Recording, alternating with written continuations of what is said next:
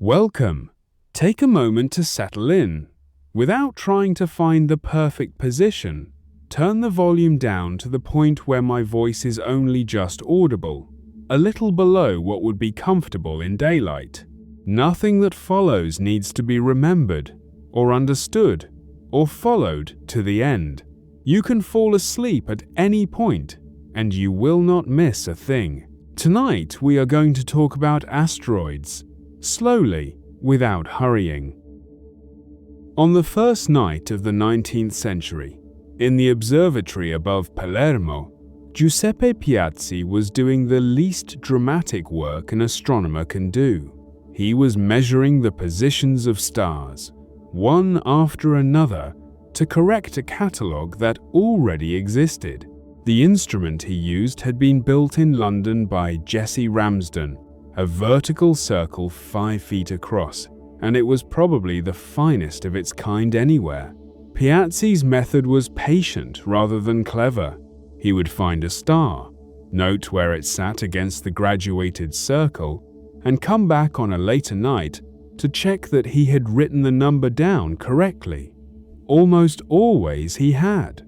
On the evening of January the 1st, 1801, he recorded a faint point of light in the constellation of Taurus, made a note of it in the ordinary way, and went on to the next. A star that moved was not a star. When he returned to it the following night, the number was wrong. Not wrong by the amount that a tired observer introduces, or by the amount that a slightly warped instrument introduces, but wrong in a direction, and by an amount that could be measured. The point of light had shifted west against the stars around it. He checked it again the night after that, and it had shifted again by roughly the same amount. Piazzi did not announce a discovery. He wrote to 2 colleagues describing what he took to be a comet, and he kept measuring because the only thing that could settle the question was more positions. A comet grows a tail as it approaches the sun and softens at the edges. This object stayed hard and small, a point, with no haze around it, at any magnification he could bring to bear. He followed it for 41 nights until the 11th of February, when illness and the object's own motion toward the glare of the sun put an end to the work. That is a short arc. From where we stand now, it is easy to underestimate how short. He had watched it cross a few degrees of sky, which is to say he had seen a fragment of a curve so slight that a ruler laid across his measurements would have looked like a reasonable fit. Somewhere beyond the end of that fragment, the object continued, on a path he had no way to draw, and it would emerge from behind the sun months later, in a part of the sky that depended entirely on which path was the true one. There was no way to look for it everywhere at once. 41 nights is a very short arc. This is the problem that made the discovery matter. And it was not an observational problem at all. It was arithmetic. The methods available for computing an orbit assumed you had watched an object across a substantial part of its path, and they degraded badly when you had not. Several astronomers tried. Their predictions disagreed with one another by whole degrees, which on the sky is an enormous distance when you are searching with a telescope that shows you a field smaller than the moon. The object was, for all practical purposes, lost. It had been seen.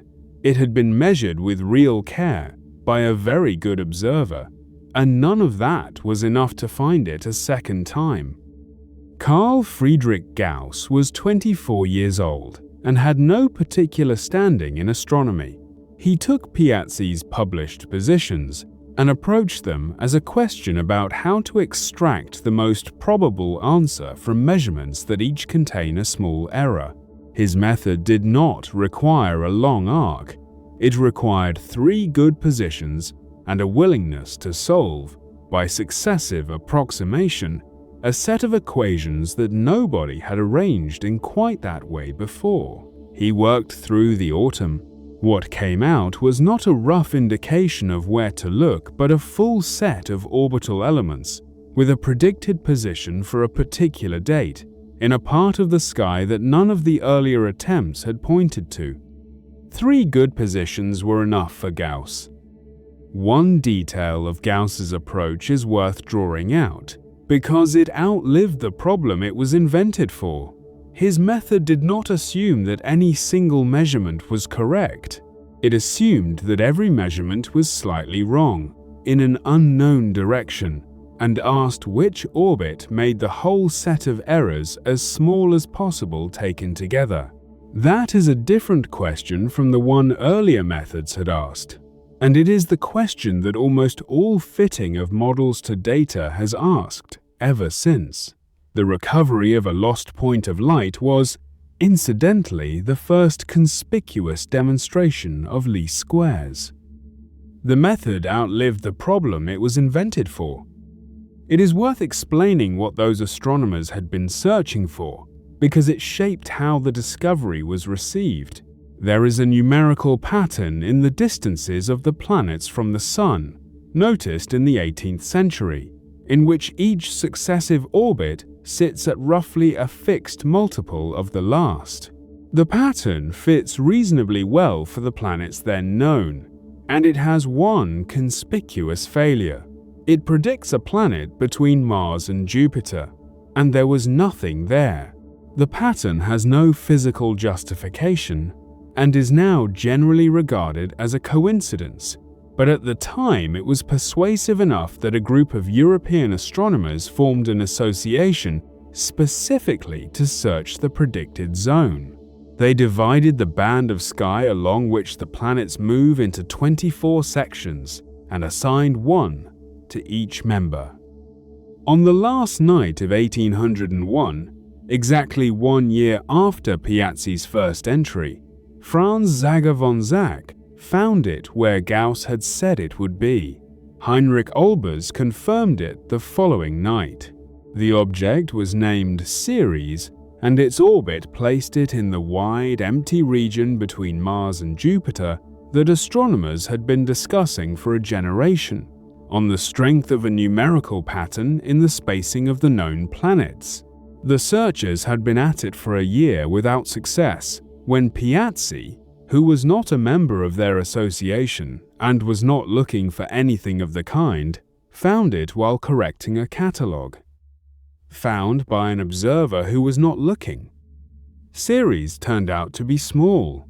Measuring the diameter of a point of light is difficult, and the early estimates were poor, but the modern figure is a little under 940 kilometers across, which is a quarter the width of our moon, and far too little to account for the gap it sat in. Within 15 months, Olbers found a second body on a similar orbit, and then a third, and then a fourth. The question stopped being where the missing planet was, and became what it means that there are many small bodies where one large one had been expected. That question is still being answered, and most of this video is about the instruments and methods that have been brought to bear on it since. Piazzi himself was careful with the announcement in a way that is instructive. He did not claim a planet. In his letters, he described a small star that moved, offered a comet as the most likely explanation, and asked his correspondents to look. When he did eventually propose a name, he chose the patron goddess of Sicily rather than anything that asserted the object's nature. The restraint was appropriate.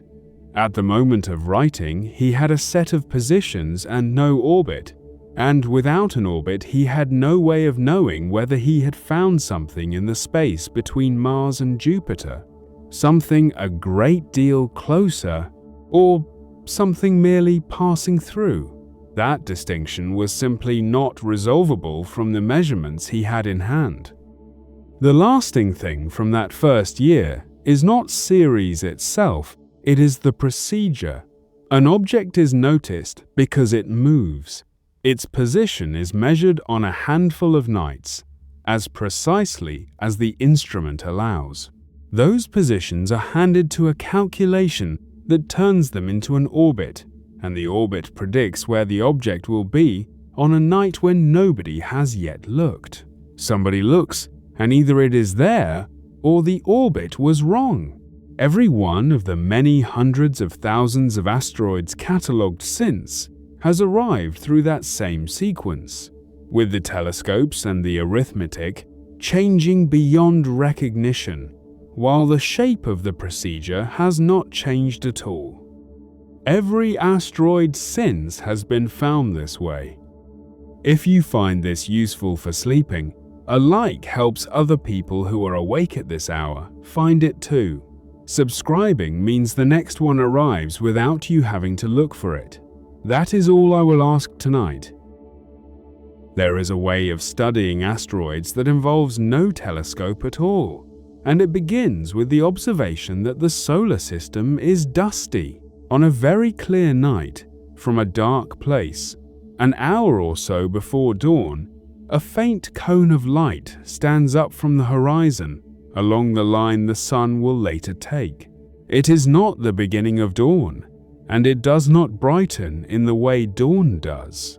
Giovanni Domenico Cassini described it carefully in 1683 and proposed that it was sunlight scattered from a cloud of small particles lying in the plane of the planets. That explanation turned out to be correct, and it means that the inner solar system is not empty space with objects in it. It is a very thin haze, continuously replenished, that the Earth passes through at every moment of its orbit. If the haze is real, then some of it must be falling on us, and if it is falling on us, it can be caught. The difficulty is that it arrives mixed into an atmosphere already full of volcanic ash, industrial soot, pollen, and wind-blown mineral grains, all of which look, at first inspection, rather like a small, dark particle from space. Every method of collection that has worked is really a method of finding somewhere clean. The three places that have proved clean enough are the upper atmosphere, where terrestrial dust has largely settled out below you, the interior of an ice sheet, where nothing has fallen for thousands of years except what fell from the sky, and the floor of the deep ocean, where the sediment accumulates so slowly that anything durable stands out against it. Every collection method is a way of finding somewhere clean. There remains the question of how you know that a particular dark speck under the microscope came from space rather than from a chimney. Several markers do the work, and no single one of them is decisive on its own. The most reliable is chemical.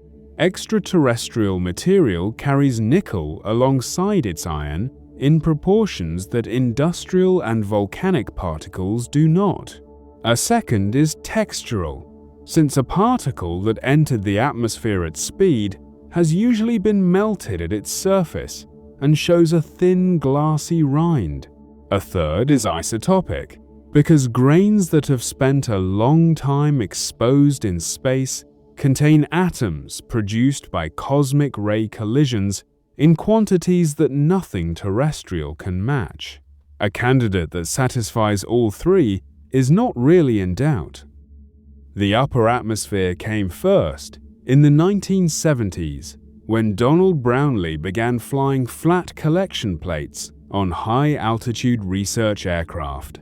The plates were coated in silicone oil, exposed at around 20 kilometers, and brought down to be examined under a microscope in conditions closer to those of a semiconductor laboratory than an observatory. What came back were particles a few tens of micrometers across, fluffy aggregates of much smaller grains, dark and porous, and entirely unlike anything that forms on Earth. They had never been heated enough to melt, which meant they had come in slowly, and their structure had survived. Those particles carry a name that has stuck to them ever since. Caught on oiled plates at 20 kilometers. The ice came next, and it works because of a quiet arithmetic. Snow falls on the high Antarctic plateau and does not melt. Everything that lands on it is preserved in the order it arrived, and the only things arriving at those latitudes and at altitude are snow and whatever the sky delivers.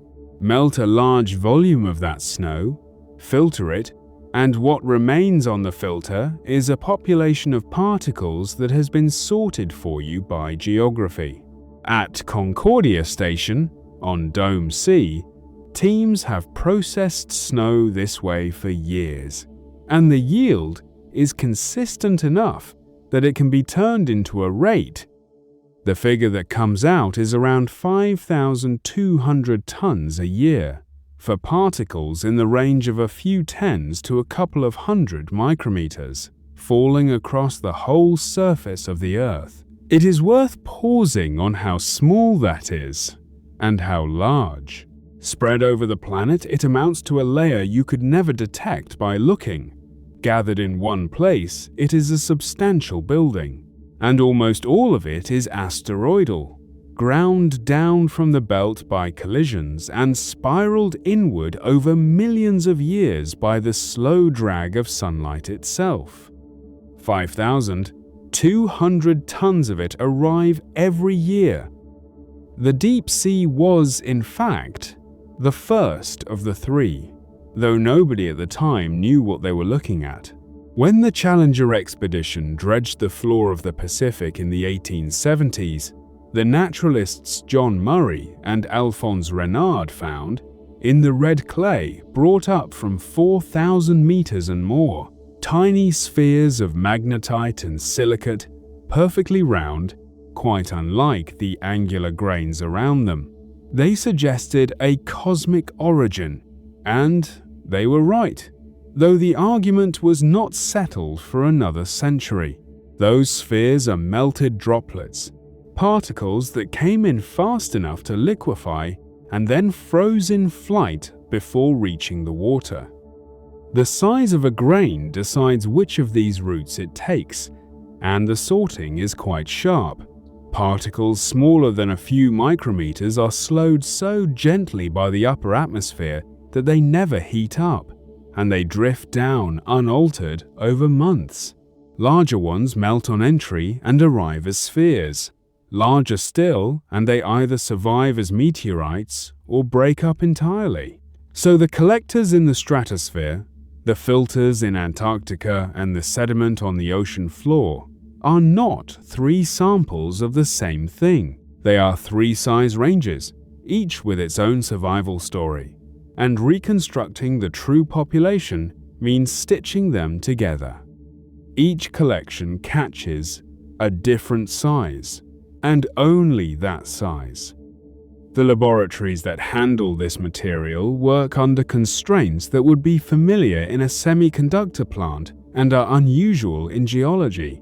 A single fingerprint contains more organic carbon than the sample does. Ordinary room dust would swamp the count entirely. Collection surfaces are prepared in clean rooms, handled with tools whose composition is known and documented, and stored in a way that allows any contamination to be traced back to a particular step. Much of the published work on this material is, in effect, an argument that the particle came from space rather than from the room, and the analysis of the particle itself occupies less space in the paper than the demonstration that it is genuine. The three collections complement each other in a way that is almost too convenient. The stratospheric particles are the most delicate and least altered, but they are tiny and rare and expensive to gather. The Antarctic particles are larger, more numerous, and slightly cooked by their entry, which makes them a bridge between the untouched dust and the meteorites we will come to. The deep-sea spherules are the most thoroughly transformed of all, but there are enormous numbers of them, and the sediment record goes back millions of years, so they carry a history rather than a snapshot. Three collections, three different degrees of cooking. What all of this material has in common is that it was never chosen. A telescope points where you aim it, and a spacecraft goes where you send it, and both of those decisions are made on the basis of what you already think is interesting. Dust arrives without being selected. Whatever the belt is grinding up, in whatever proportions, falls into the collectors in those proportions, and the composition of the catch is a direct statement about the composition of the source. It is the least glamorous data in the field, and one of the least biased. One question the dust cannot answer on its own is how long a given grain has been traveling. There is a way at it, and it uses the sun as a clock. A particle drifting through the inner solar system is bathed in the solar wind, and hydrogen and helium from that wind become implanted in its outermost surface layer, accumulating steadily. Measure how much is there, and you have an exposure time.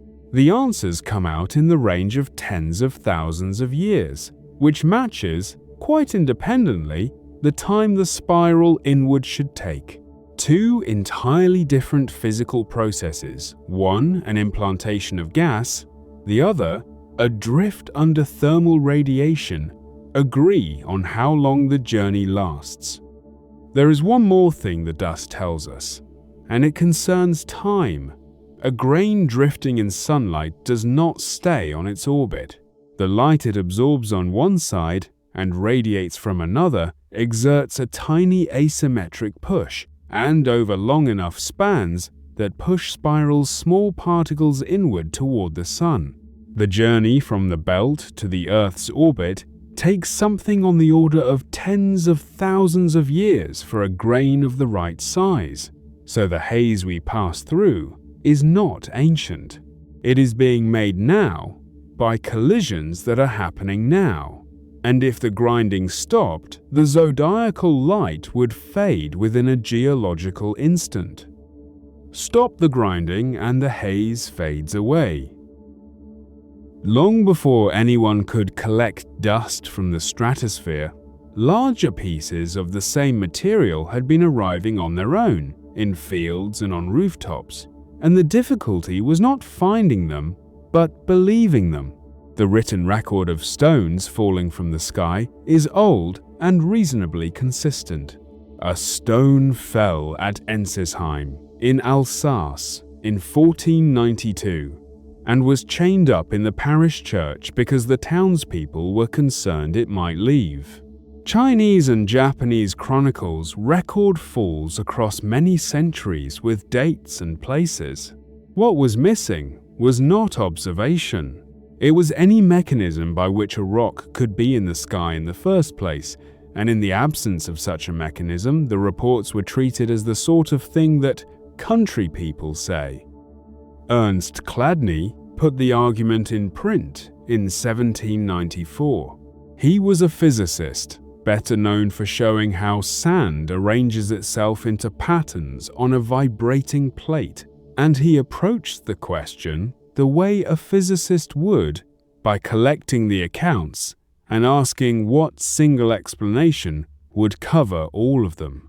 The masses of iron found lying on the surface in places with no volcanic history, the fireballs described in the same terms across centuries and continents, the heat and the smell reported by witnesses. He argued that these were one phenomenon, and that the material came from beyond the atmosphere. The reception was poor. The objection was reasonable enough on its own terms, which is that space was believed to be empty. Space was believed to be empty, so the stones could not exist. What changed the argument was not a better theory, but a fall that happened in the wrong place for it to be ignored. On the 26th of April, 1803, a fireball crossed Normandy in daylight, and something over 3,000 stones came down around the town of L'Aigle. The Académie des Sciences sent Jean-Baptiste Biot, who was 29, and Biot did something that had not really been done before with an event of this kind. He treated it as a field problem. He mapped where the stones lay. He found that they were distributed inside an ellipse a few kilometers long, oriented along the direction the fireball had traveled, with the heavier pieces at one end and the lighter ones at the other, which is exactly what happens when a single body breaks up and its fragments are sorted by air resistance. He interviewed people across a wide area, including many with no interest in the outcome and no contact with each other, and their accounts agreed. And he established that the stones did not resemble any local rock. The report was difficult to argue with, because it did not rest on any one witness being believed. The stones lay in an ellipse, sorted by weight. The great majority of meteorites in the world's collections were never seen to fall. They were found, sometimes centuries later, and where they are found is not where they landed most often, but where they survive longest and stand out best. Two environments dominate. Hot deserts preserve stones for tens of thousands of years because there is no water to break them down, and a dark rock on pale sand is visible from some distance. Antarctica does better still, and by a mechanism that concentrates them, meteorites that fall on the ice sheet are buried, carried slowly downhill with the flow of the ice, and then brought back to the surface where that flow runs up against a mountain range and the ice evaporates away in the wind. The stones are left standing on bare blue ice, sometimes in accumulations of thousands, delivered by a conveyor that has been running for 100,000 years. From that point, the material could be studied rather than debated, and the first thing that emerged was that it is not all the same. Cut a meteorite, polish the face, and look at it. Most of them, by a wide margin, contain small round beads of silicate, roughly a millimeter across, set in a finer matrix. These are chondrules, and they are droplets. They were molten, free-floating, and cooled quickly enough to freeze as spheres before being gathered into the rock that now holds them. Nothing on Earth has that texture because nothing on Earth assembles from a cloud of solidified droplets. Frozen droplets, gathered into stone. A smaller group has no chondrules at all and looks instead like volcanic rock, which means it comes from a body large enough to have melted throughout and separated into layers. A third group is metal, mostly iron with some nickel, and these are the easiest to recognize in the field because nothing else that heavy is lying loose on a desert floor. The three groups are not three kinds of visitor. They are three depths of the same kind of object: the unmelted outside, the melted crust, and the core. The iron ones carry the most surprising evidence, and it is visible with acid and patience. Polish the cut face of an iron meteorite and etch it lightly, and a pattern of interlocking bands appears, straight-edged, crossing at fixed angles. It is the intergrowth of two nickel-iron alloys, and it forms only when molten metal cools extraordinarily slowly. The band widths can be read as a cooling rate, and the rate that comes out is on the order of a few degrees per million years. Metal cools that slowly only when it is buried under a great deal of insulating rock. There is a practical problem that follows from all of this, which is telling a real meteorite from an ordinary rock. Most of what gets sent to museums as a suspected meteorite is slag, ironstone, or furnace waste. The checks are simple, and they are done in that order. Does it attract a magnet? Does it have a fusion crust? Is it unusually heavy for its size? And does it contain nickel? Slag usually fails on nickel and on the vesicles left by escaping gas, which meteorites do not have. The single most reliable test remains the etch surface of an iron, because the interlocking band pattern forms over millions of years and cannot be produced in a foundry. a few degrees per million years written in the metal. That single measurement carries an enormous conclusion. A body has to be large, tens of kilometers at least, to cool a core that slowly, and it has to have been hot enough to melt in the first place. And then it has to have been broken open, because otherwise the core would still be buried and we would never see it. The iron meteorites in museum drawers are therefore not fragments of a small rock. They are the middles of destroyed worlds, and the number of distinct cooling histories among them tells us how many such worlds there were. The distinction between a fall and a find matters for what can be measured. A stone recovered within days has not been rained on, has not sat in soil exchanging elements with it, and has not had its more soluble minerals quietly removed. Its short-lived radioactive isotopes are still present and can be counted, which gives an independent check on how recently it arrived. A find that has lain in a desert for 20,000 years has lost most of that information, and what remains has to be corrected for weathering that cannot be directly observed. There are only a few thousand recorded falls in the entire history of the subject, against several tens of thousands of finds, and the falls carry a disproportionate share of what is actually known. The last group is the strangest and the most fragile.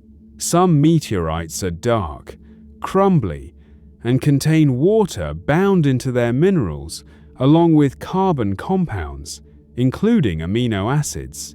They have never been heated much at all. They are so friable that they rarely survive the fall in any quantity, and rain will destroy one lying in a field within weeks, which is why they are found overwhelmingly in deserts and on ice. That fragility is itself informative. It means the parent bodies never got hot, and it means that most of what falls is quietly lost before anyone finds it. Most of what falls is lost before anyone finds it. A meteorite in a drawer is a piece of an asteroid with no address. It can be cut, weighed, dated, and analyzed in every way a laboratory allows, and none of that will tell you which part of the belt it came from, or which parent body, or how it got here. To know that, you have to have watched it arrive, not glimpsed it, but measured it, recorded the path of the fireball from more than one place at once, so that the two lines of sight can be crossed and the true trajectory recovered in 3 dimensions. Do that, and you can run the motion backwards, out, through the atmosphere, and away from the Earth, onto the orbit the object was following before we intercepted it. The idea is old and the practice is difficult, because fireballs are unannounced. You cannot point an instrument at one. The only approach that works is to photograph the whole sky, all night, every night, from several stations far enough apart to give a useful baseline, and then wait. For most of the 20th century, that meant film. And film meant somebody developing and inspecting an enormous quantity of blank sky in order to find the few frames that were not blank. The networks that did this were funded on the understanding that the return would be occasional. You cannot point an instrument at a fireball. The first success came in Czechoslovakia. On the 7th of April, 1959, a bright fireball was photographed from 2 stations near Prague, and the fragments were recovered near the village of Příbram. For the first time, a meteorite in hand could be matched to a measured path through the sky, and that path could be extended backwards.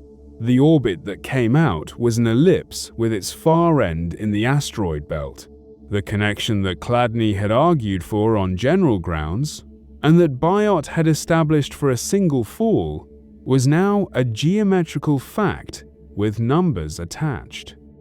The part of the flight that decides where the stone lands is the part nobody sees. A meteoroid is luminous only while it is moving fast enough to heat the air in front of it, and that ends at an altitude of perhaps 20 kilometers, well before the object reaches the ground. What follows is called dark flight, and during it the surviving fragments are simply falling, slowed to a few hundred kilometers an hour, drifting sideways with whatever wind is blowing at each level of the atmosphere. Predicting the landing point, therefore, requires the trajectory, the mass and shape of the fragments, and a wind profile from the ground to the stratosphere for that particular hour. Weather balloon data from the nearest station is often the limiting factor in a search. That result justified building networks on purpose. The Prairie Network went up across the American Midwest. 16 camera stations covering a wide stretch of flat country chosen because it is flat, and because a stone that lands in a plowed field can actually be found. It ran for about a decade and produced one recovered meteorite, which fell near Lost City, Oklahoma in January 1970. A Canadian network produced one more at Innisfree in 1977, 2 stones for 2 decades of continuous photography across 2 continents. 2 decades of photography, 2 recovered stones. It is worth being honest about that ratio rather than skipping past it. The reason is not that fireballs are rare. Bright ones cross any given network several times a year. The reason is that almost all of them are cometary dust or weak material that does not survive to the ground, and of the ones that do, most land somewhere that cannot be searched in water, in forest, in cropland at the wrong season, or simply in an area whose calculated ellipse is a few kilometers too large for a small team to walk. Recovery is a problem of ground, not of sky. What changed the ratio was the replacement of film with digital sensors and the choice of better ground. The Desert Fireball Network in Australia puts automated all-sky cameras across the Nullarbor Plain and the surrounding deserts, where the surface is pale, flat, dry, and almost entirely free of loose dark rock. A dark stone on that ground is conspicuous from the air. The cameras run themselves, the trajectory is computed automatically, and the search area is delivered as a map. Recoveries that used to take a decade now take a season. A dark stone on pale desert is conspicuous from the air. There is a second way to watch a meteor, and it does not need darkness or clear skies. A body entering the atmosphere leaves behind a column of ionized air, and ionized air reflects radio waves.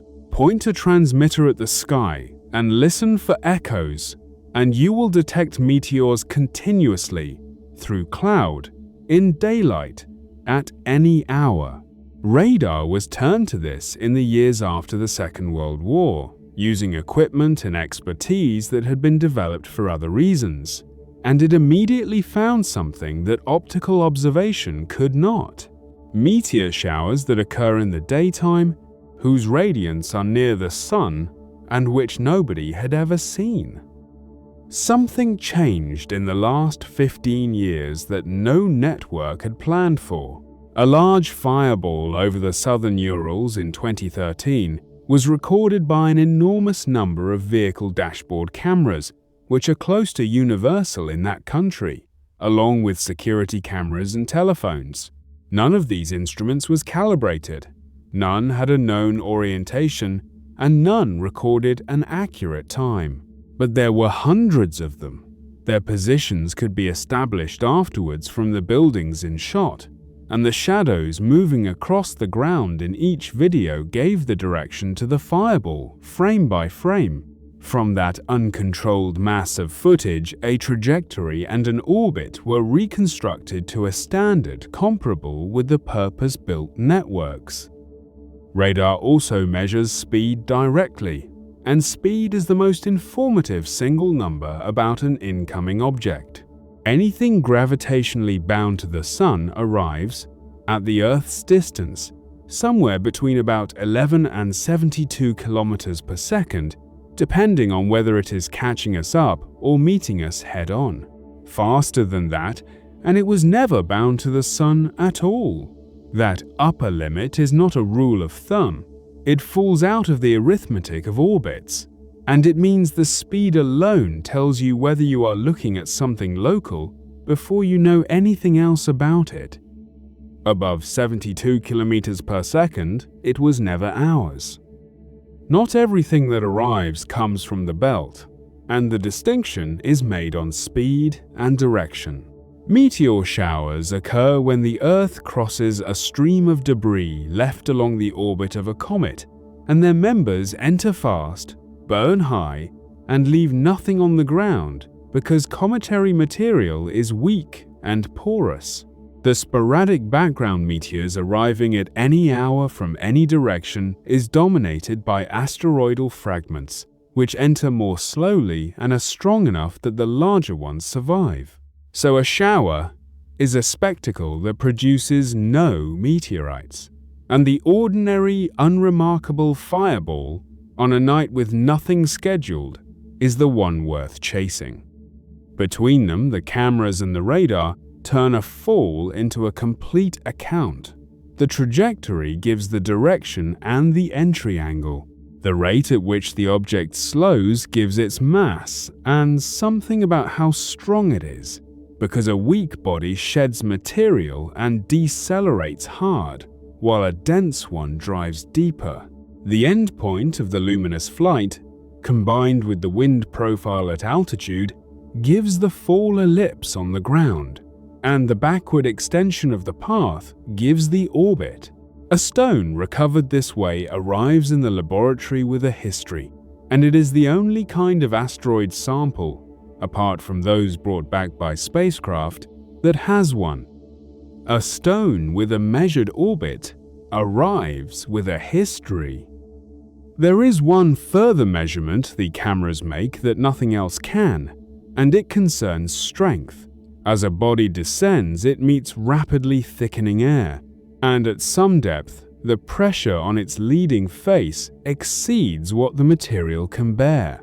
It breaks, usually in a bright flare, and often several times over at increasing depths. The altitude of each flare gives the pressure at which that fragment failed. Values recovered this way run from a fraction of an atmosphere for the weakest cometary material up to several atmospheres for solid stone, which is a direct measurement of the strength of a body that no longer exists. The height of each flare records how strong the rock was.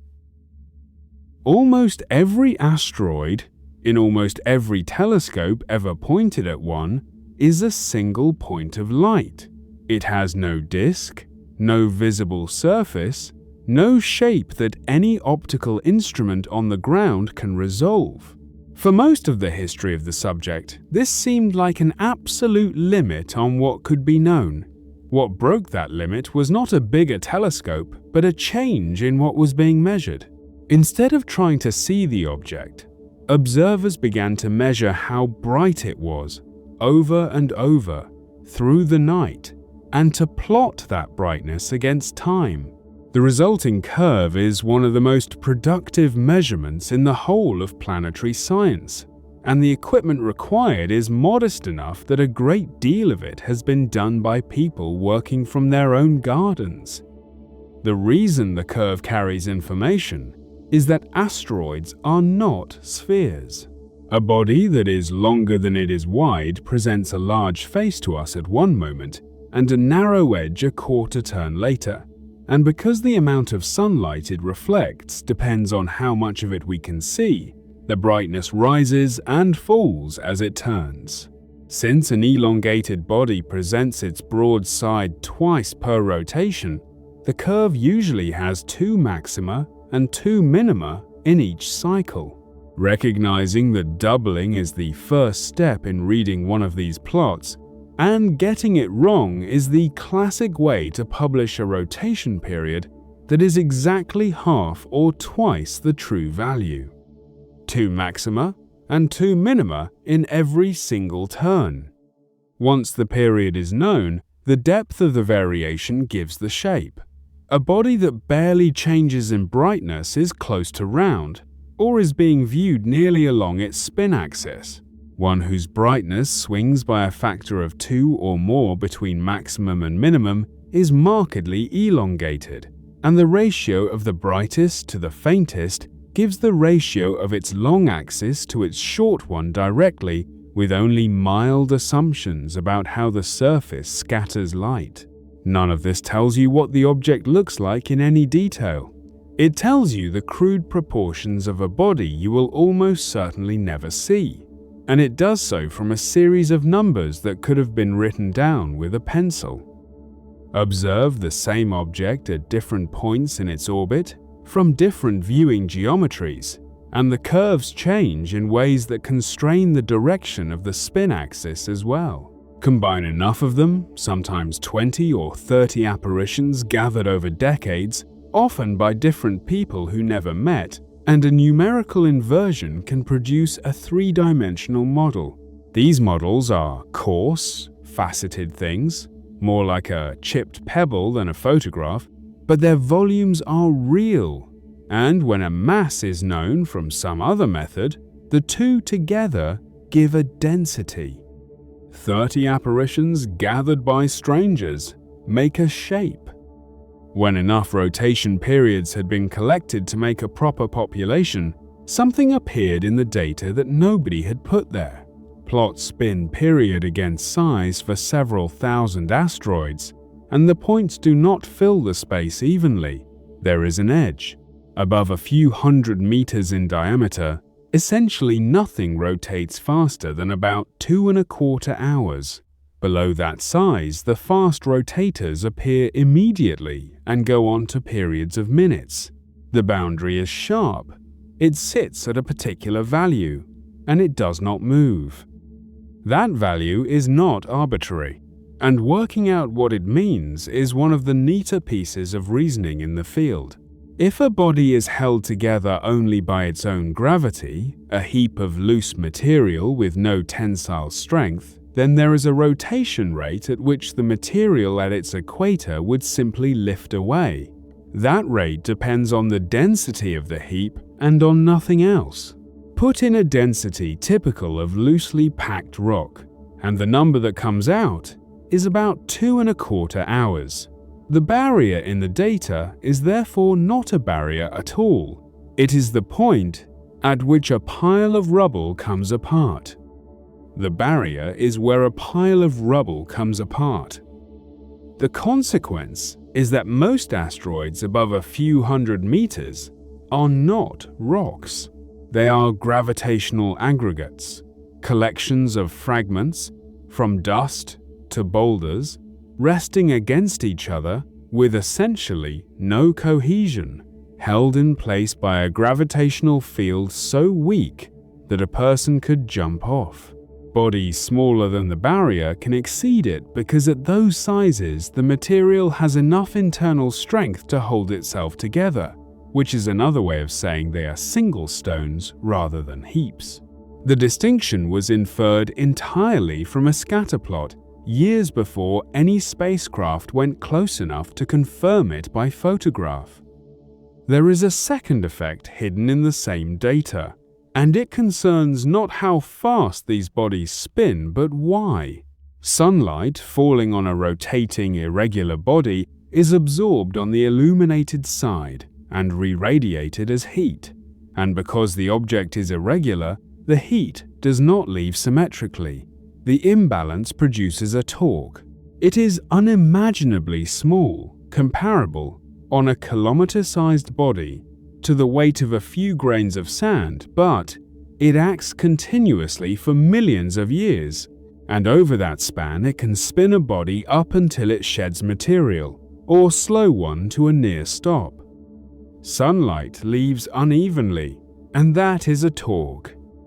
This was predicted long before it could be observed, and the observation, when it came, was a matter of patience rather than instrumentation. If a body's spin is accelerating, then each rotation takes very slightly less time than the last, and the discrepancy accumulates. Track a small asteroid's light curve across several years, and the predicted times of its brightness maxima drift steadily away from where a constant period would put them. In 2007, that drift was measured on a small near-Earth body, and the rate matched the prediction. The torque exerted by sunlight had been detected on a rock in space. A related version of the same physics acts on the orbit rather than the spin. Heat radiated preferentially from the afternoon side of a rotating body gives it a very slight push along or against its direction of travel, and over long periods, this moves the whole orbit inward or outward. That drift has been measured directly by radar on a handful of near-Earth asteroids, and it amounts to a few kilometers per year, which sounds like nothing until you remember that the belt has been there for 4.5 billion years, and that a few kilometers a year is quite enough to carry a fragment across the width of the belt and into a place where Jupiter can get hold of it. A few kilometers a year for 4.5 billion years. The measurement itself is less demanding than it sounds, and this is why so much of it has been done outside institutions. You do not need to know the true brightness of anything. You photograph the asteroid together with several ordinary stars in the same field, and you measure the ratio between them. Whatever the atmosphere does over the course of the night-thin cloud, rising humidity, the object sinking toward the horizon it does to the asteroid and to the comparison stars alike, and dividing one by the other, removes almost all of it. What remains is the change intrinsic to the object.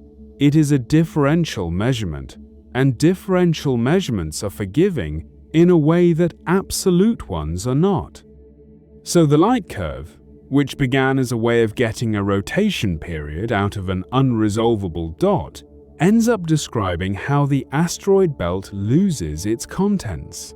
Sunlight spins small bodies up until they shed fragments or split into pairs. Sunlight then walks those fragments slowly across the belt, and at certain distances from the Sun, which we will come to, there are places where a body that arrives is not allowed to stay. The whole chain is driven by nothing more than the fact that a rock in sunlight is warmer on one side than the other. A rock is warmer on one side, and that moves it. There is a detail in the spin data that took a long time to make sense, and it concerns bodies that are not rotating cleanly about a single axis. A well-behaved object turns about its shortest axis because that is the state of lowest energy for a given amount of rotation, and internal friction drives it there. But a few asteroids are found tumbling, turning about a wandering axis with a light curve that never quite repeats. Since friction should have damped that out long ago, a tumbler is either very young, or very rigid, or it was disturbed recently.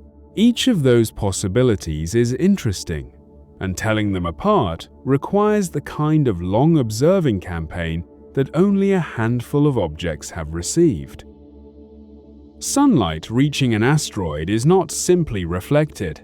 Some wavelengths are absorbed by the minerals at the surface and never come back, and which wavelengths those are depends on which minerals are there.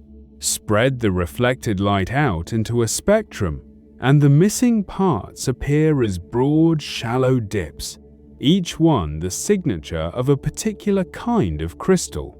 The dips are not sharp and they are not numerous, and reading them is nothing like reading the crisp lines of a stellar spectrum. But they are there, they are repeatable, and they are the only way of finding out what a body is made of without going to it. When this was done systematically, beginning in the 1970s, the asteroids sorted themselves into a small number of groups. The largest group by count is dark, reflecting only a few % of the light that falls on it, about as dark as fresh asphalt with a spectrum that is almost featureless and slightly reddened. These are the carbonaceous bodies, and they dominate the outer belt. A second large group is brighter, reflecting 15 or 20%, with two distinct absorption dips that indicate olivine and pyroxene, the ordinary silicate minerals of rocky material. A third, smaller and stranger, is bright and flat and appears to be largely metal. The commonest asteroids are as dark as fresh asphalt. Getting a usable spectrum out of an asteroid is harder than the description suggests, for reasons that have nothing to do with the asteroid. The light has passed through our atmosphere, which absorbs strongly at exactly the infrared wavelengths where the interesting mineral bands sit, and it started as sunlight, which has a complicated spectrum of its own. Both have to be removed. The standard procedure is to observe, in the same part of the sky and within the same hour, a star closely similar to the Sun, and to divide one spectrum by the other. The atmosphere and the solar features cancel, and what survives the division is the reflectance of the surface alone. Almost every asteroid spectrum ever published is a ratio of that kind, rather than a direct measurement. Sorting objects into groups is only half of the work, and the less interesting half. The question that mattered was whether any of these spectra could be matched to a meteorite in a drawer, because a match would connect a body in the sky to a rock that can be sliced, dated, and analyzed at leisure. For most of the classes, this proved frustrating. The spectra were similar in general character to various meteorite types without matching any of them properly, and for a while, it was unclear whether the difficulty was in the measurements or in something happening to the surfaces themselves. A match would connect the sky to a drawer. One case, however, matched immediately and completely. In 1970, spectra of Vesta showed two deep absorption bands, near 1 and 2 micrometers, of exactly the shape and depth produced by basalt. Basalt is volcanic rock. It forms when a body melts thoroughly, separates into a metal core and a rocky mantle, and erupts lava onto its surface. And there exists a family of meteorites, the Howardites, Eucrites, and Diogenites, collected from falls and from Antarctic ice, whose spectra are the same curve. That identification carried a great deal with it. It meant that a body 500 kilometers across, still intact and still orbiting in the belt, had once been hot enough to melt all the way through and to erupt. It meant that some of the rocks in our collections are pieces of that specific object, knocked off by impacts and delivered here, so that a museum drawer in one country contains identifiable fragments of a named world. And it meant that the belt is not a uniform population of leftover debris. It contains at least one body that got most of the way to being a planet before the process stopped. Some museum drawers hold pieces of a named world. The failures to match were, in the end, more informative than that single success, because they turned out to be caused by a real physical process rather than by bad data. The commonest meteorites that fall to Earth are ordinary chondrites, plain, stony, unmelted material. The commonest asteroids in the inner belt are the bright, silicate bodies. It would be natural to assume the one comes from the other, except that their spectra do not match. The asteroids are redder and darker than the meteorites, consistently, in a way that could not be explained by composition. The explanation is that a surface exposed to space does not stay fresh. The solar wind sprays it with charged particles. Micrometeorites strike it continuously and melt tiny volumes of it. Both processes liberate microscopic specks of iron from the minerals and scatter them through the outermost layer, and a rock salted with iron specks reflects light differently. It becomes darker and redder, while its absorption bands become shallower. The interior of the same rock is untouched. Break the asteroid, and the fresh interior would look like the meteorite. Space darkens and reddens whatever it touches. A related question is why the metallic bodies are there at all. A collision violent enough to do that should also shatter the core, so a surviving metal body of any size is difficult to account for. The one large candidate has now been visited, and the answer appears to be less tidy than the simple picture.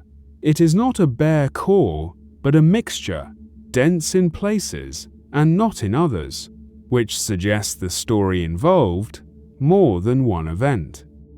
A bare metal core should not have survived at all.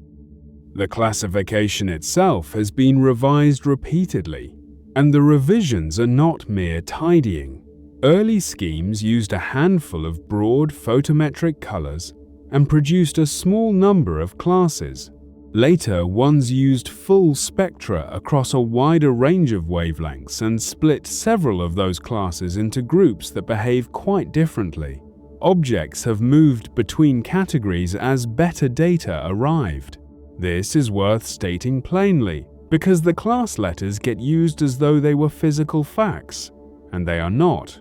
They are a summary of what one particular set of measurements looked like, and the boundaries between them are drawn where the data happen to thin out rather than where nature put a division. This was an inference for decades, plausible and widely accepted and entirely unconfirmed, because confirming it required bringing back a surface. It was confirmed in 2010 when a small Japanese spacecraft returned a few thousand grains from the surface of a near-Earth asteroid. The grains were ordinary chondrite material. Under an electron microscope, their outermost few tens of nanometers were found to be studded with exactly the specks of iron the theory required, and the unweathered interiors were the plain silicate the meteorites had always been. The theory was confirmed by grains under a microscope. There is a companion measurement that does not use reflected light at all, and it solves a problem the spectra cannot. A distant object looks faint either because it is small or because it is dark, and reflected light alone cannot separate those two. But an asteroid also glows in the thermal infrared, and how brightly it glows depends on how much sunlight it absorbed rather than reflected. Measure both the reflected light and the heat, and the two together give the size and the reflectivity separately. Infrared survey satellites have done this for hundreds of thousands of bodies, and the results reset a great many size estimates downward. Put the classes back on a map of the belt, and they are not mixed together. The bright silicate bodies sit predominantly in the inner belt, closer to the Sun. The dark carbonaceous ones dominate the outer belt. The transition is gradual but unmistakable, and it follows the same logic as the difference between the rocky planets and the icy outer solar system. Nearer the Sun, it was hot enough to drive off the volatiles, and further out, it was not. The belt, read this way, is a preserved cross-section of a temperature gradient that existed while the planets were forming. The belt preserves a temperature gradient from its own beginning. There are two methods that produce something close to an actual picture of an asteroid without leaving the ground, and neither of them works by making the image larger. The first uses the asteroid as a shadow rather than an object. Every so often, one of them passes exactly in front of a star. The star, which is a true point source, is blotted out for a few seconds, and the shadow of the asteroid sweeps across the surface of the Earth at tens of kilometers per second, along a track that can be predicted in advance. An observer standing inside that track sees the star vanish and reappear. The only measurement required is when. Multiply the duration of the disappearance by the speed of the shadow, and you have the length of a straight line across the asteroid, a chord. One chord tells you almost nothing, but the shadow track is wide, and if a dozen observers are spread across it at different distances from the center line, each of them cuts a chord at a different height, and the chords stacked together trace the outline of the body as accurately as the timings allow. One chord tells you nothing. A dozen draw the outline. The precision of the outline depends on the precision of the timing, and this is where the method becomes unusual. Timing an event to a tenth of a second requires no large instrument. It requires a modest telescope, a camera, and a clock that is honest, which, since the arrival of satellite time signals, means every clock. The consequence is that this is a branch of professional astronomy carried out very largely by people who are not professional astronomers, coordinating along a predicted shadow track that may cross several countries, most of whom will see nothing because the prediction was slightly off or the sky was cloudy. What transformed the method was not better cameras but a better star catalogue. Predicting where the shadow will fall requires knowing the position of the star and the position of the asteroid to a very high standard, and until recently the star positions were the weaker of the two. When a space astrometry mission delivered positions for more than 1 billion stars, at a precision far beyond anything available before, occultation predictions became narrow and reliable. Campaigns that used to be speculative now succeed as a matter of routine, and the outlines they produce are used to check the shape models built from light curves. Better star positions turned guesswork into routine. The second method does not wait for a coincidence. It illuminates the asteroid deliberately. A radio transmitter sends a pulse toward the object, and the antenna listens for the echo, which returns some minutes later, extraordinarily faint, having spread out over an enormous volume in both directions. What comes back carries two independent pieces of information at once. The delay of each part of the echo tells you how far away that part of the surface is, because light takes longer to return from the far side than the near side. And the Doppler shift of each part tells you how fast that part is moving toward or away from us, which on a rotating body depends on where it sits relative to the spin axis. Sort the returning echo by delay and by Doppler shift simultaneously, and you have a two-dimensional array. It is not a photograph. The axes are time and frequency rather than left and right, but it maps onto the body in a way that can be inverted, and the resulting images show craters, ridges, boulders, and the overall form. The finest resolution achieved this way is a few meters, on objects tens of millions of kilometers away, which is a level of detail no optical telescope on Earth will ever reach on a target that small. A few meters of detail from tens of millions away.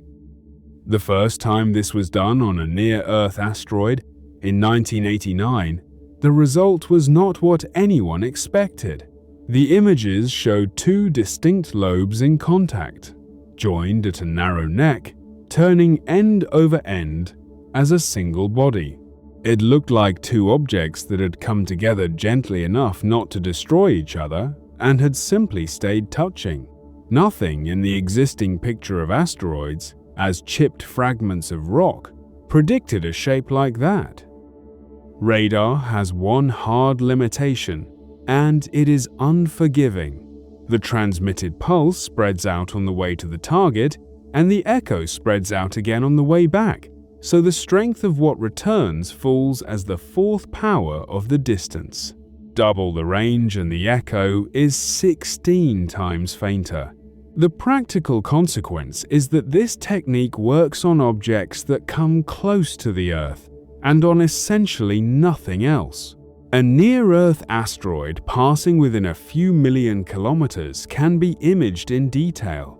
The same object out in the main belt would return nothing at all. Everything we know about the shapes of main belt asteroids therefore comes from light curves, occultations, and the handful of spacecraft visits, while radar has built its picture from the population that happens to pass nearby. It turned out not to be a curiosity. A substantial fraction of near-Earth asteroids larger than a few hundred meters have this double-lobed form, and the same shape has since been photographed from close range by spacecraft. It fits the rubble pile picture exactly. If a body has no internal strength, then a slow collision does not shatter it, and two heaps can settle against one another and remain. What radar was showing was not an oddity of one object, but the ordinary architecture of small bodies. Negative results carry weight here, which is unusual. If a dozen observers are spread across the predicted shadow track, and only 4 of them see the star disappear, the 8 who saw nothing have not wasted their night. Each of them has established that the asteroid did not pass over their position, which puts a hard boundary on the outline from the outside. A silhouette assembled from 4 chords and 8 misses is better constrained than one assembled from 4 chords alone, and reporting a non-detection is treated as a result rather than a failure. The observers who saw nothing constrain the shape too. Radar has a quieter use that matters more in practice than the pictures. The delay of the echo gives the distance to the object with an accuracy of meters, and repeating that over a few days gives the range and the rate of change of the range directly, rather than inferring them from angles on the sky. Adding a single radar measurement to an optical orbit can shrink the uncertainty in that orbit by orders of magnitude, and for an object that comes anywhere near the Earth, that reduction is the difference between a prediction spanning decades and one spanning centuries. It is worth saying plainly that this capability is smaller than it was. The largest radio dish used for this work, 305 meters across and built into a natural hollow in the hills of Puerto Rico, collapsed in 2020 after cable failures. It had been responsible for the majority of asteroid radar observations for decades. The work continues on a smaller antenna in California, which is steerable and therefore sees more of the sky, but which gathers far less signal. Some measurements that were routine are now simply not possible. Not an oddity, the ordinary shape of small bodies. Between them, these two techniques cover the gap between a point of light and a visited world.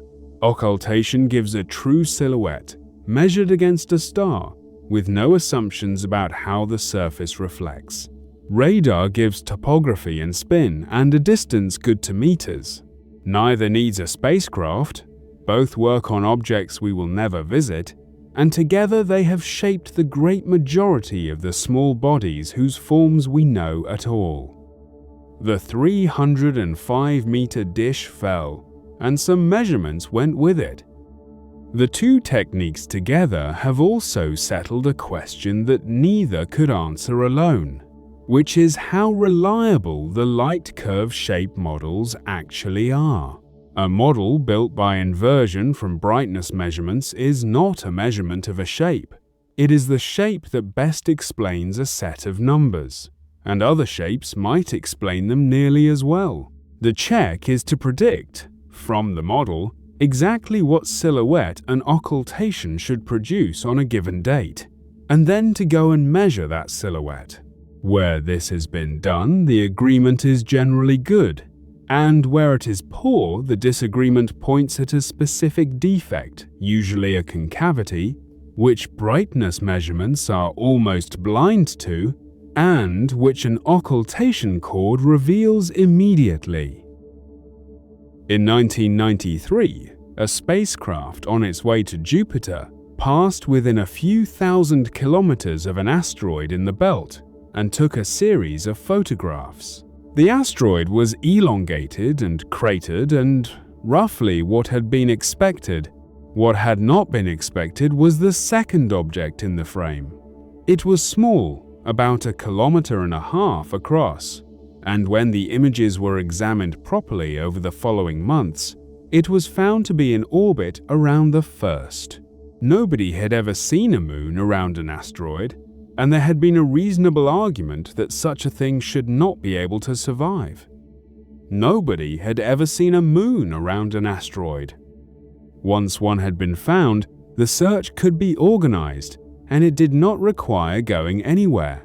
If an asteroid has a companion, then twice per orbit of that companion, the two will pass in front of one another, as seen from here, and each passage removes a little light.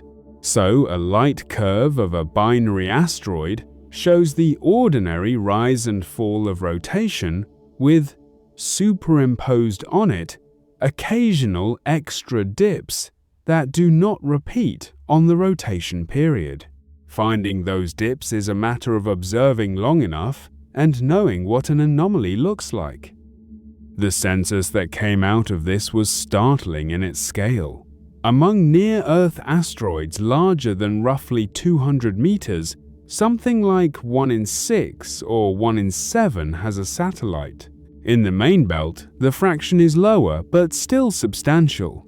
These are not rare configurations produced by unusual histories.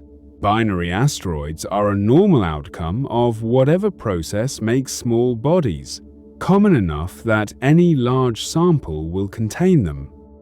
Roughly 1 small asteroid in 6 has a companion. The reason this matters more than a curiosity is that a satellite is a scale. Two bodies orbiting each other obey a relationship between the size of the orbit, the time it takes, and the total mass involved, and that relationship has been known since the 17th century. Measure the separation and the period, both of which the light curve and radar can supply, and the mass falls out. There is no other practical way to weigh an asteroid that is not being visited by a spacecraft. Mass on its own is a number. Mass combined with volume is a density, and volume is exactly what the shape models from light curves and the outlines from occultations provide. So the chain closes. Brightness measurements give a shape, a satellite gives a mass, and the two together give the density of a body that remains a point of light in every telescope. That density is the single most revealing number about what an asteroid actually is. Shape from brightness, mass from a moon, density from both. Modeling a binary system from its light curve is a matter of separating two signals that are added together. The primary is turning, which produces the ordinary rise and fall. The satellite is going round, which produces eclipses at intervals set by its orbital period. The two periods are unrelated, so over enough nights the pattern of overlaps changes in a way that lets the periods be untangled. In many close pairs, the satellite turns out to be tidally locked, keeping one face toward the primary in the way our moon does. which shows up as a satellite whose own rotation contributes no separate variation at all. The densities that came out were low. Ordinary chondrite meteorites, the plain, stony material that most asteroids are made of, have a density a little over 3 times that of water. The asteroids themselves, measured this way, frequently come out at half that, sometimes less. The material is not lighter than the meteorites. The meteorites are pieces of it. The only way to reconcile the two numbers is that a great deal of the volume of an asteroid is empty space void fractions of 30, 40, occasionally 50%. Up to half of an asteroid is empty space. This is the same conclusion the spin barrier reached, arrived at by a completely different route. One argument came from a scatter plot of rotation periods and a calculation about centrifugal force. The other comes from weighing objects with satellites and comparing them with rocks in a laboratory. They agree, and their agreement is the reason the rubble pile picture is held with confidence rather than as a hypothesis. Two independent measurements of different quantities both say that these bodies are heaps. For the great majority of asteroids, there is no satellite and therefore no easy mass, and the alternatives are laborious. One is to watch for the tiny deflection an asteroid produces in the path of another that passes close to it, which requires very precise orbits for both, and a favorable encounter that may occur once in decades. Another is to measure the deflection of a spacecraft, which works only where a spacecraft happens to pass. A third uses the accumulated pull of the largest asteroids on Mars, whose orbit is known to extraordinary precision from years of radio tracking of landers. Each of these gives masses for a handful of bodies, and each is worth the effort because a mass is otherwise unobtainable. Two unrelated measurements, the same conclusion. There is a stranger category still, found by looking not for satellites but for coincidences in the catalogue. Some pairs of asteroids are on orbits so nearly identical that they must have been in the same place recently. In astronomical terms, a few 100,000 years, sometimes less, and yet they are not gravitationally bound to each other. They are drifting apart. Running their orbits backwards brings them together at a definite date, which means they separated then, gently, at a speed of centimeters per second. The mechanism is the sunlight torque. Again, a rubble pile spun up past the point where its equator can hold together does not explode. It sheds. Material lifts off gently, and if enough of it accumulates, it may form a satellite, or it may simply leave. Whether a spun-up asteroid ends as a binary or as a pair seems to depend on the details of how the mass came off. Both outcomes are visible in the catalogue, and both are the same process caught at different moments. Spun too fast, a rubble pile does not explode, it sheds. The primaries in these systems share a shape that is difficult to explain any other way. They are wider at the equator than a spinning fluid body would be, often with a distinct ridge running right around the middle, so that the profile resembles a spinning top. That ridge is what a rubble pile builds when it is spun close to its limit. Loose material creeps downhill toward the equator, where the effective gravity is weakest, and accumulates there. Several of the bodies visited by spacecraft have exactly this form, and in each case the equatorial band is smoother and finer grained than the poles, which is what you would expect if the material arrived by creeping. The most direct test of all this came recently, and was deliberately violent. A spacecraft was flown into the smaller member of a binary system at several kilometers per second, with the specific aim of changing how long that moon takes to go around its primary. The period before impact was known precisely from years of light curve observation. The period afterwards was measured the same way, from the ground, by the same method. It had shortened by about 32 minutes. The orbit of a moon was shortened by 32 minutes.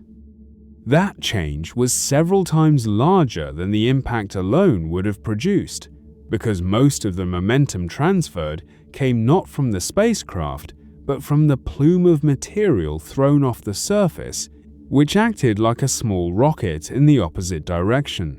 A solid rock would not have given up that much material. A heap of loose rubble does. The experiment intended to measure one thing and confirmed another, which is that the picture assembled from scatter plots, satellites, and densities was correct in a way that could be tested by hitting it. One last thing, quietly. If you are still here, a like and a subscription cost you nothing, and they let this channel keep making long, calm videos with no adverts. Now, back to it. By the early years of the 20th century, a few hundred asteroids had known orbits, and the orbits were written down in the ordinary way. The size of the ellipse, how elongated it is, and how far it is tilted from the plane of the planets. Looked at as a list, the numbers show nothing. Looked at as a distribution, they show a great deal. And the person who looked at them that way was Kyotsugu Hirayama, working in Tokyo in 1918. The list shows nothing. The distribution shows everything. There was a complication he had to remove first. The orbital elements of any asteroid are not constant. Jupiter tugs on it, and the tug varies as the two bodies move relative to one another. So the eccentricity and the tilt of the orbit oscillate over thousands of years. Two objects that started identical would drift out of step and no longer look related. Hirayama worked with averaged quantities, smoothed over those oscillations, which represent the underlying orbit rather than its present appearance. These are the proper elements, and everything that follows depends on them. Plotted in proper elements, the asteroids clump, not vaguely, but into tight groups whose members share a size of orbit, an eccentricity, and a tilt to within a very small margin, while the space around them is comparatively empty. He identified several such groups and gave them the names of their largest members. The interpretation was immediate, and, as far as anyone has been able to test it since, correct. Each group is the wreckage of a single body that was broken apart, its fragments carrying away the parent's orbit with only the modest spread that the collision itself imparted. Each clump is the wreckage of one broken body. The number of families known has grown from a handful to well over 100, and a large fraction of the objects in the main belt now belong to one. This changes how the belt should be pictured. It is not a population of independent bodies that formed separately.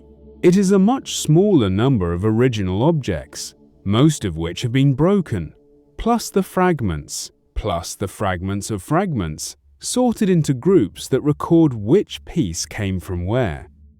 Not every object sitting inside a family's region belongs to it.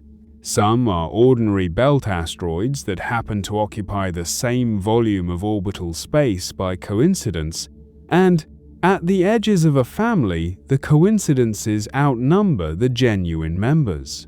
These interlopers can be identified because a family should be compositionally uniform.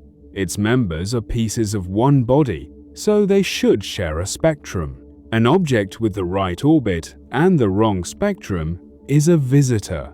Cleaning families this way changes their membership lists substantially, and, since the age is measured from how far the members have spread, it changes their ages too.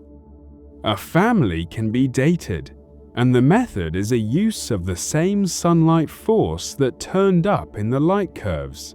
Fragments drift in the size of their orbits under the thermal push, and the drift is faster for small bodies than for large ones because a small body has more surface for its mass.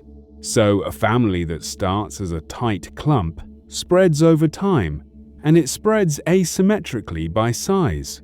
The small members wander furthest, the large ones barely move. Small fragments wander furthest, and that is a clock. Plot the members of a family with orbit size on one axis and size on the other, and the result is a shape like a letter V, narrow at the top where the large bodies sit and opening out below. The angle of that opening depends on how long the drift has been running. Measuring the angle dates the collision. The ages that come out range from billions of years for the oldest and most dispersed families down to a few million for the tightest ones. For the youngest families, there is a second and much more direct method. If a group is only a few million years old, the accumulated uncertainty in its members' orbits is still small enough that the whole set can be integrated backwards in time on a computer, step by step, and watched. Do that for the tightest of these clusters, and the orbits converge. At a particular moment in the past, all of the fragments occupied the same small volume of space. One such family converges at about 5.8 million years ago, which is a date for an event from an object we cannot see. Run the orbits backwards, and they meet on a date. There is a limit to how far back this can be pushed, and it is set by chaos rather than by measurement error. Orbits in the belt are not perfectly predictable. Tiny differences in the starting conditions grow exponentially, doubling over a few million years until two orbits that began indistinguishable end up on opposite sides of the Sun.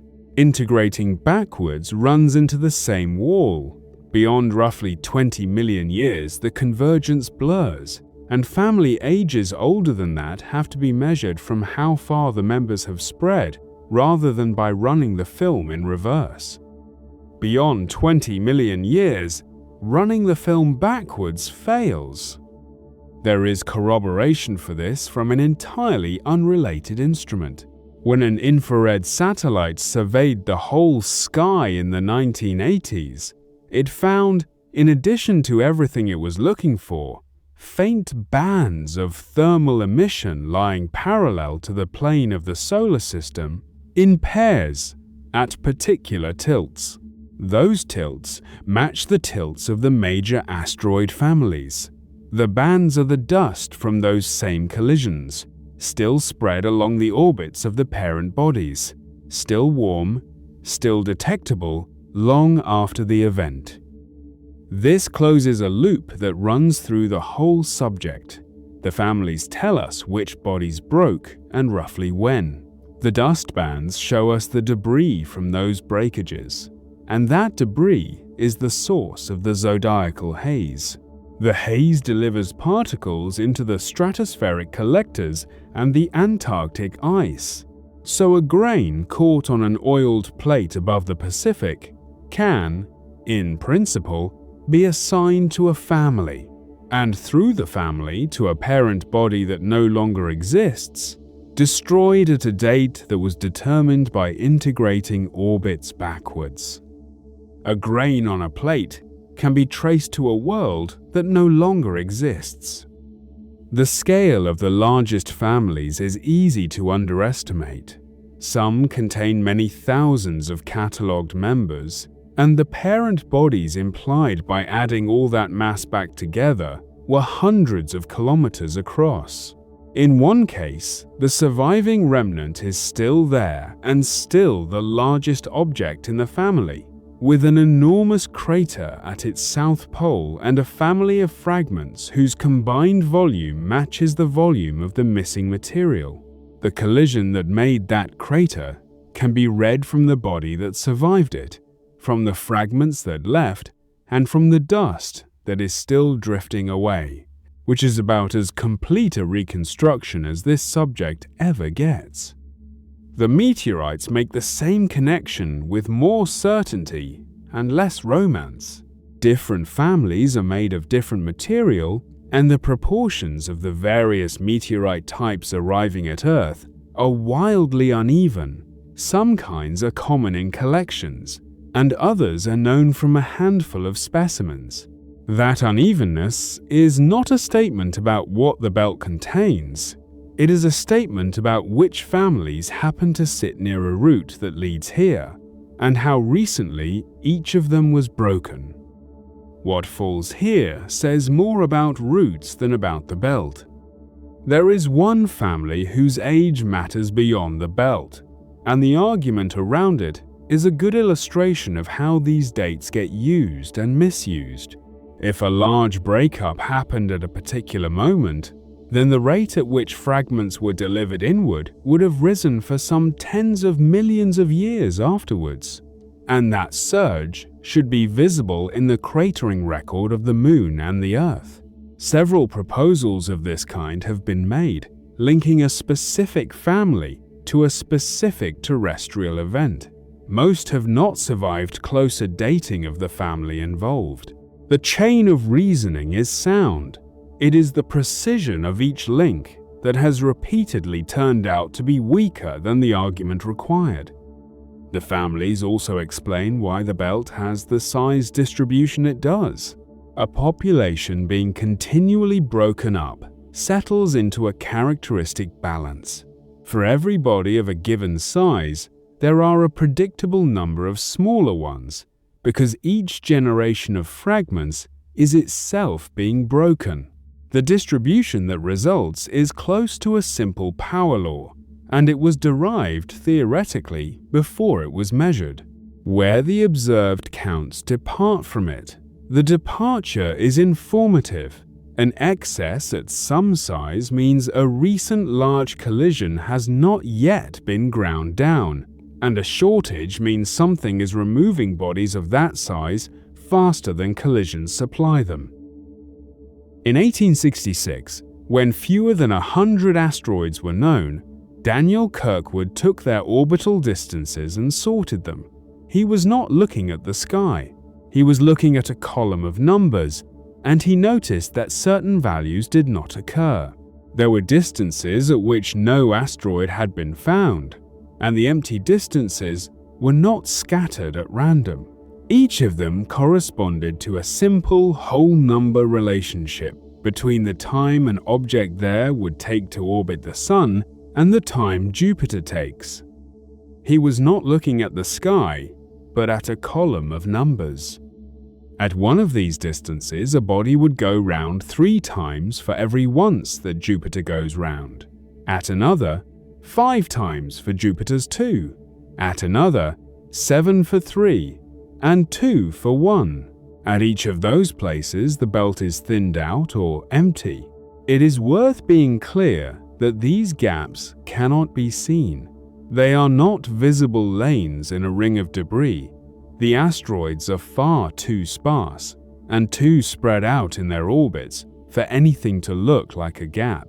The gaps exist only in the distribution of a number. The reason a simple ratio should matter is the reason a child on a swing can be pushed higher by a very small hand. If the pushes are random, they cancel out. If they arrive at the same point of every cycle, they add up. An asteroid at a resonant distance meets Jupiter at the same place in its orbit again and again, and receives the same small tug in the same direction each time for millions of years. The same small push at the same point for millions of years. There is a second kind of resonance that has nothing to do with orbital periods, and it does most of the work at the inner edge of the belt. An orbit is not a fixed ellipse. It slowly rotates in its own plane, and it slowly tilts, both of these because of the pull of the planets. Those rotations have their own very long periods, measured in tens of thousands of years. When an asteroid's orbit rotates at the same rate as one of the shared rhythms of the planetary system, the same accumulating effect applies, and the eccentricity climbs in the same way. The inner boundary of the main belt is not where the material ran out. It is where this slow resonance sweeps. What that accumulation does was harder to work out than the fact that it happens, and it was not properly understood until orbits could be integrated numerically for very long spans. The answer, found in the early 1980s, is that the effect is chaotic rather than steady. A body sitting in the strongest of these resonances does not spiral smoothly anywhere.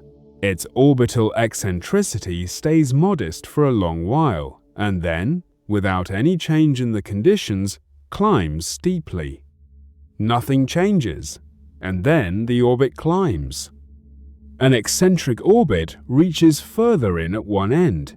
Raise the eccentricity enough, and the object begins crossing the orbit of Mars, then of the Earth. At that point, its future is short by the standards of the solar system. It will either strike a planet, or be flung out by a close encounter, or fall into the Sun. The gap is therefore not a place where asteroids never formed. It is a place where they cannot remain, and it has been quietly emptying itself for the whole history of the solar system. This gives the missing step in a chain that has been assembling throughout. Collisions break parent bodies into families. Sunlight walks the fragments slowly across the belt, small ones fastest. Sooner or later, a drifting fragment arrives at a resonant distance. The resonance raises its eccentricity until it crosses the inner planets, and a small proportion of those crosses eventually intersect the Earth, where they are recovered as meteorites and placed in drawers. Broken, walked by sunlight, then thrown inward. The chain can be checked, and the check is unusually satisfying.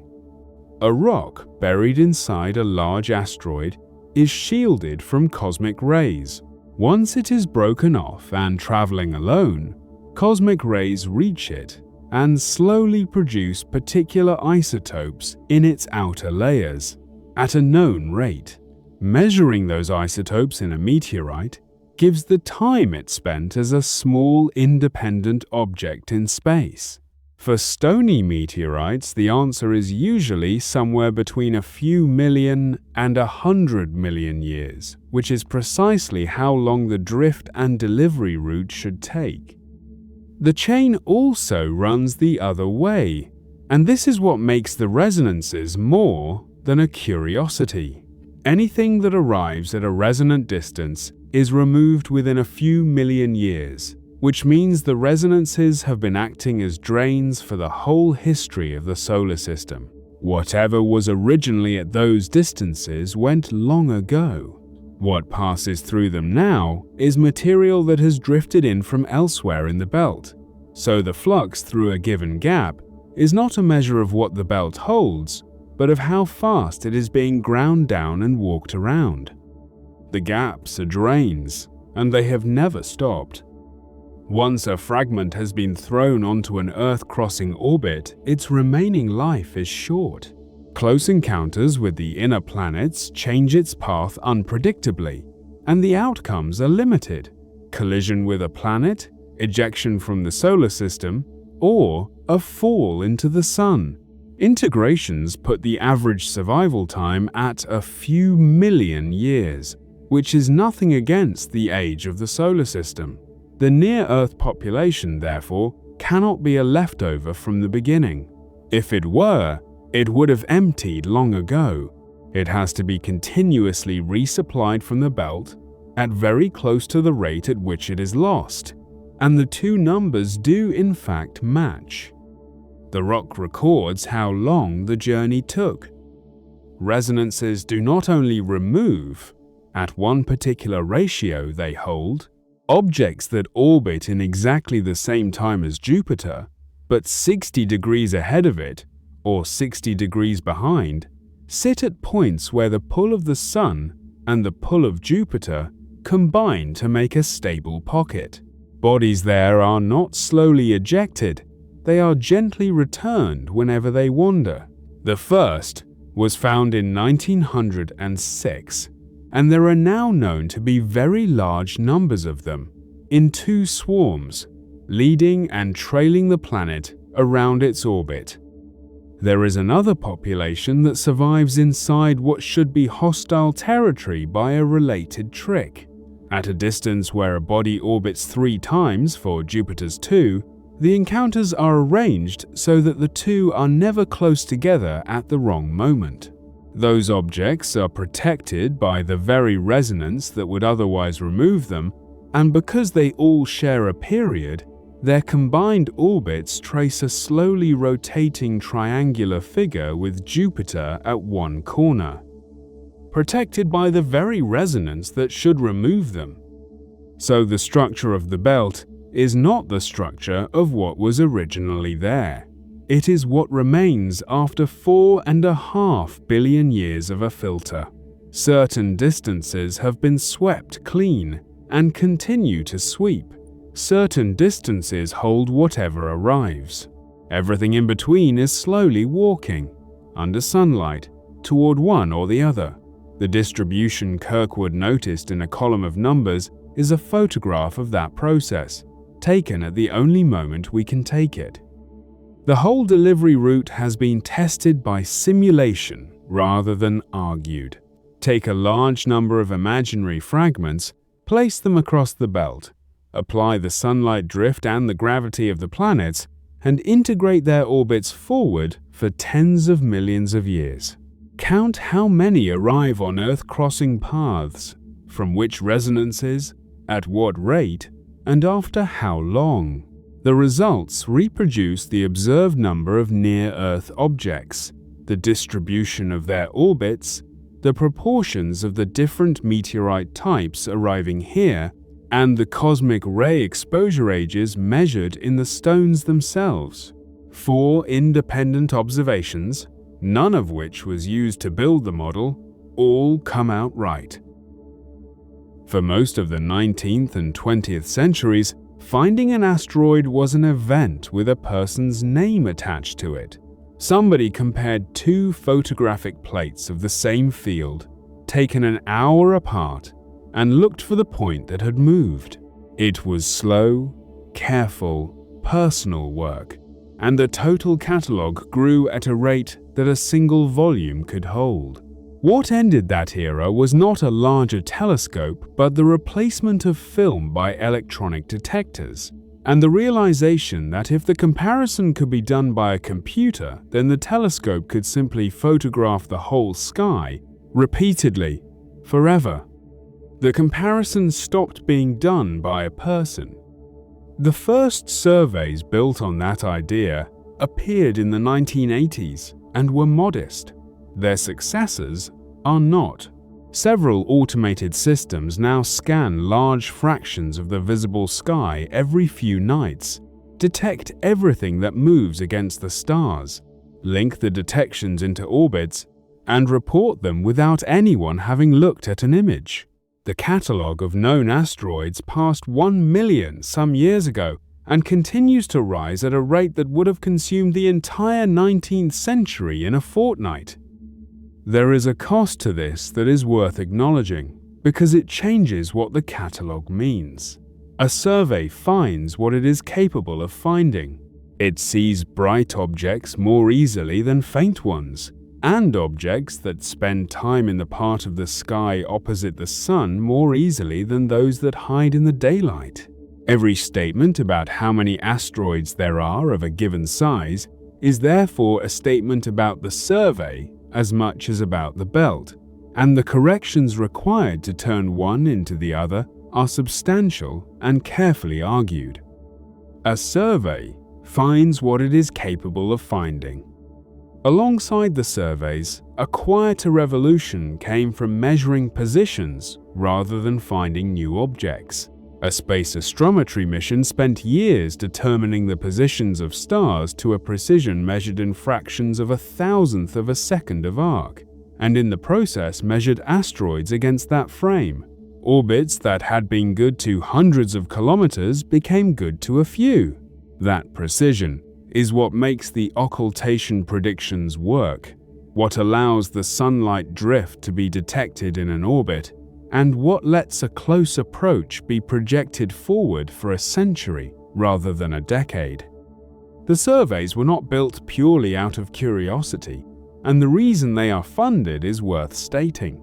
An object large enough to do regional damage arrives rarely, but the consequence is severe, and, uniquely among natural hazards, it can be predicted decades ahead and in principle prevented. That argument produced a specific target: find the great majority of near-Earth objects above a given size. For the largest ones, the kilometer class, the catalogue is now believed to be almost complete, and none of them is on a collision course this century. For smaller sizes, the completeness falls off steeply, and it is the smaller sizes that arrive often. Then there are the visits. A spacecraft passing an asteroid does something no ground-based method can. It removes the assumptions, the shape models, the densities, the porosities, the rubble pile picture, and the space weathering explanation had all been built by inference, and each of them was a chain of reasoning that could, in principle, have gone wrong at any link. Photographs from a few hundred kilometers away either show a heap of boulders with a smooth pond of gravel in the low places, or they do not. A visit removes the assumptions. They showed exactly that.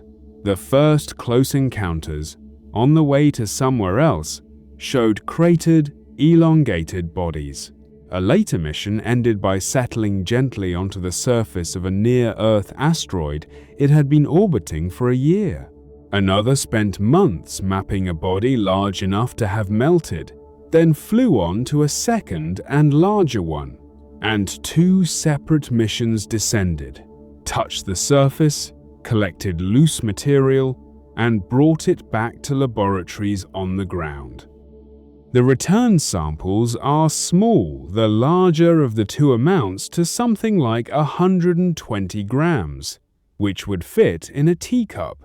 Their value is not in the quantity, but in the provenance. Every meteorite in every collection arrived by an unknown route from an unknown parent, having been heated on the way in and altered by weather on the ground. These grains were picked up from a named body whose orbit, shape, spin, and surface had all been measured first, and they were sealed before entry. 120 grams, but every grain has an address. The surfaces the cameras found were rougher than expected, in a specific and instructive way. Where the models had suggested a covering of fine dust, the images showed boulders, dense and everywhere, with the fine material collected in the low places. A sampling arm designed for gravel had to be aimed at the few patches that had any.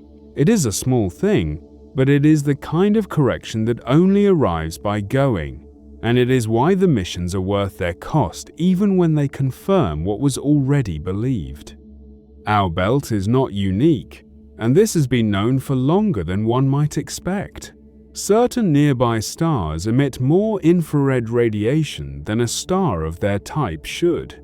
The excess comes from dust in orbit around them. Warm dust, and dust in orbit around a star, does not last. The same forces that spiral our zodiacal grains inward operate there too. If the dust is present now, it is being made now, which means those systems contain populations of small bodies grinding against each other. Several such disks have structure in them, inner clearings, sharp edges, offsets of the kind that planets produce. The catalogue itself has become an instrument. When an object is found today, the surveys hold years of archived images of the same patch of sky, and those images can be searched afterwards for the object at positions computed from its new orbit. Detections too faint to have been noticed at the time are recovered. The observed arc extends backwards by years or decades, and the orbit tightens accordingly. A discovery announced this month may arrive with a decade of history already attached, none of which required anyone to look at the sky again. A discovery can arrive with a decade of history attached. And on 2 occasions, objects have passed through the solar system on paths that were never bound to the sun. Their speeds, measured as they came in, were above the limit that gravity allows for anything belonging here, which means they arrived from elsewhere and are leaving for elsewhere. The first was detected in 2017 and was gone within weeks.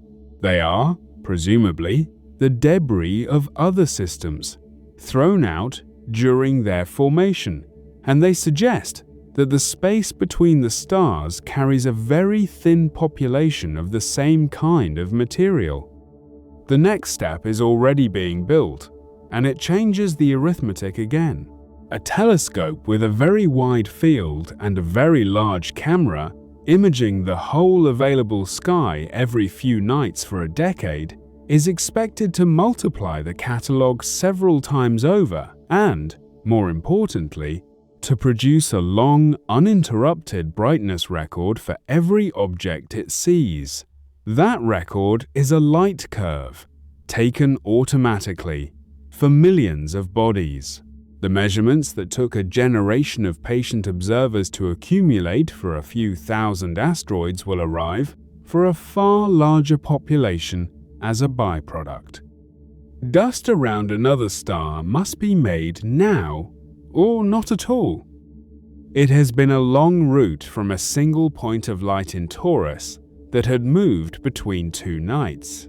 Everything since has been the same procedure carried out with better instruments. Notice something, measure it repeatedly, and find the description that accounts for all the measurements at once. The belt turned out not to be a failed planet, and not a ring of rubble either, but a slowly emptying archive of the material the planets were assembled from, most of it broken, some of it still arriving on our roofs. A slowly emptying archive of what the planets were made from. It is worth being clear about what remains unknown, because the confident parts of this account can make the rest sound settled. We have almost no direct information about the interiors of these bodies. The porosity is inferred from bulk densities, not measured. Whether the voids are evenly distributed or concentrated in a few large gaps is unknown. Nobody has placed a seismometer on an asteroid, and until somebody does, the internal structure will remain a model constrained from the outside. The same applies to how the rubble holds together. There is some evidence for weak cohesion between grains, of a strength comparable to dry flour, but its magnitude is poorly determined, and it matters a great deal for anything one might want to do to such a body. It is worth ending on how ordinary the underlying activity is. Almost everything described here comes from measuring the same few quantities over and over: where something is, how bright it is, and when, position, brightness, time. The instruments have changed beyond recognition, from a graduated circle read by eye to a camera that photographs the whole sky every few nights, but the quantities have not. A body's shape, its spin, its density, its composition, its family, its age, and its future all emerge from long series of those 3 numbers, gathered patiently by a great many people, most of whom never saw the result their measurements were eventually used for. We are going to stop here. The music will carry on for a while, and then it will fade on its own. There is nothing more to do tonight. Rest well, and see you very soon.